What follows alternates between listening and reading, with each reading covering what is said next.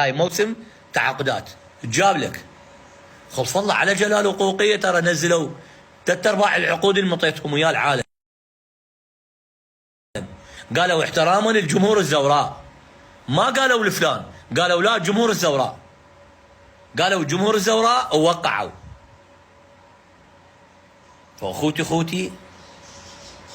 اخوتي لا تنهزون، خليك جبل، لا تصير مثل السحفه وداعتك لا مقهور ولا ضايج. عادي، انا بالعراق كل شيء يصير، يجيك صاحب سياره مظلله يمشوا برون، واللي يمشي عادي لابو تاكسي يقصوا له واصل 200,000. انت ليش تضوج؟ هاي ابسط دليل. هذا يشوفه قدامه مظلله ماشي بالرون ما يحاكي، وابو التاكسي اذا ملابس الحزام يقصه وصل 200,000. كلش طبيعيه. المسؤول يروح الجواز يجي لحد بيته وانت تنهري هري، كلش طبيعيه.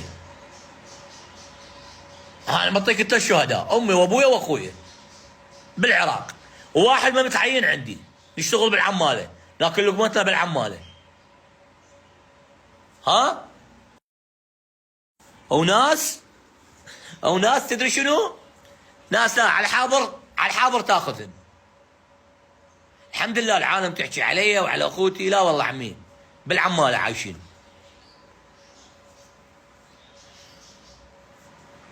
واللي ذاك اليوم اللي قلتوا على امير طتك المؤقته، هسه المؤقته طلعت. ها المؤقته هم طيتني؟ ها؟ منين تروحون من الله؟ خصيمتكم الزهراء. الحل شنو الحل؟ هذا الحل. قرار صوتوا 74 مقعد، نسيتوها لو لا؟ لا تخلوني انزل هوايه.